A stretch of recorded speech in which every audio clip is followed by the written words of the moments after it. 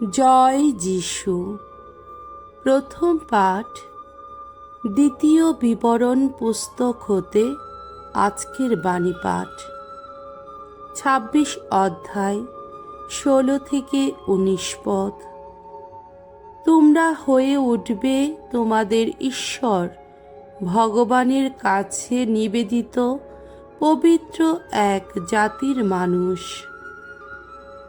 Moshe একদিন Israel জনমণ্ডলীকে এই কথা বললেন, আজ তোমাদের ঈশ্বর ভগবান তোমাদের এই বিধি নিষেধ ও নিয়মনীতি মেনে চলার আদেশ দিচ্ছেন।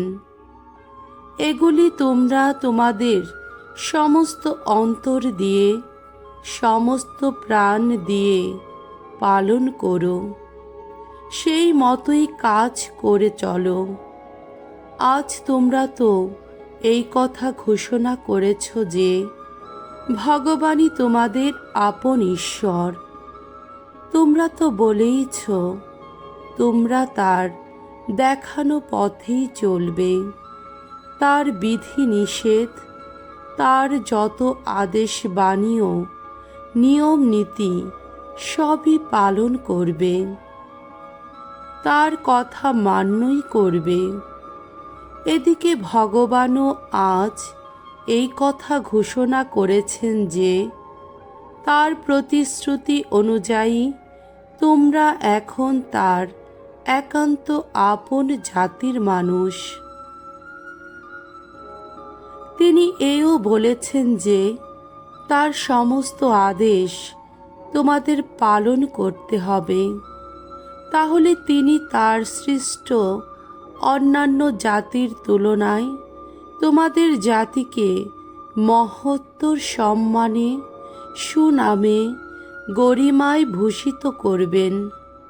তার প্রতিশ্রুতি অনুযায়ী তোমরা হয়ে উঠবে তোমাদের ঈশ্বর ভগবানের কাছে নিবেদিত পবিত্র এক জাতির মানুষ।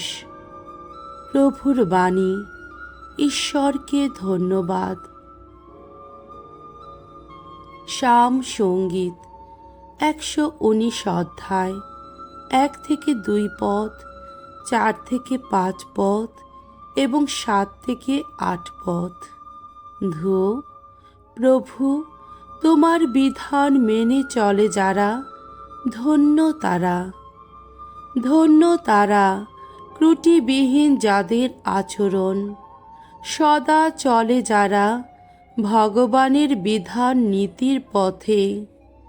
ধন্য তারাই তার নির্দেশ পালন করে যারা, অন্তর দিয়ে করে চলে যারা তারই অন্বেষণ। ওগো ভগবান, তুমি নিজেই তো জানিয়ে দিয়েছ তোমার আজ্ঞাবলী, মানুষ যেন তা সযত্নে মেনে চলে। আমার সব আচরণে যেন হয়ে থাকি সুস্থির, যেন মেনে চলি তোমার বিধি নির্দেশ। তোমার ন্যায় নীতির কথা অনুধ্যান করতে করতে আমি তো আন্তরিকভাবেই গাইব তোমার গুণগান। তোমার বিধি নির্দেশ মেনেই চলব আমি। ওগো, আমাকে কখনো করো না পরিত্যাগ। বাণী বন্দনা। প্রভু যীশু জীবনময় ঈশ্বরের একমাত্র পুত্র, ধন্য তুমি। দেখো, করুণা লাভের এসেছে শুভক্ষণ, এসেছে আজ পরিত্রাণের দিন। প্রভু যীশু জীবনময় ঈশ্বরের একমাত্র পুত্র, ধন্য তুমি।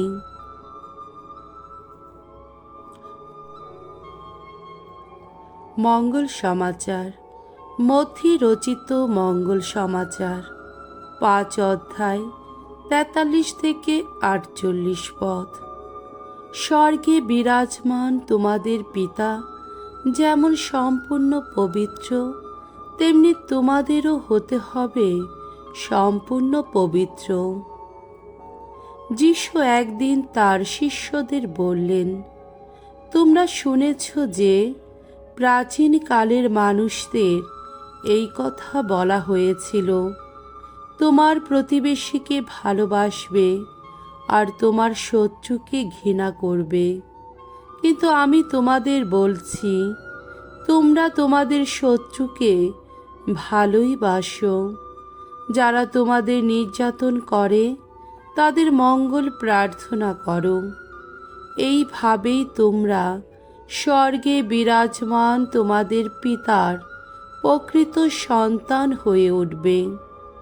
কারণ সৎ অসৎ সকলেরই জন্যে তিনি ফুটিয়ে তুলেন তার সূর্যের আলো, আর ধার্মিক অধার্মিক সকলেরই ওপর তিনি নামিয়ে আনেন তার বৃষ্টিধারা। যারা তোমাদের ভালোবাসে শুধু তাদেরই যদি ভালোবাসো, তবে তোমরা কি পুরস্কারই বা আশা করতে পারো? কর গ্রাহকরাও কি ঠিক তাই করে না? তেমনি তোমরা যদি শুধু নিজেদের ভাইদের সঙ্গেই কুশল আলাপ করো, তবে কি বা এমন কিছু করলে? বিধর্মীরাও কি ঠিক তাই করে না?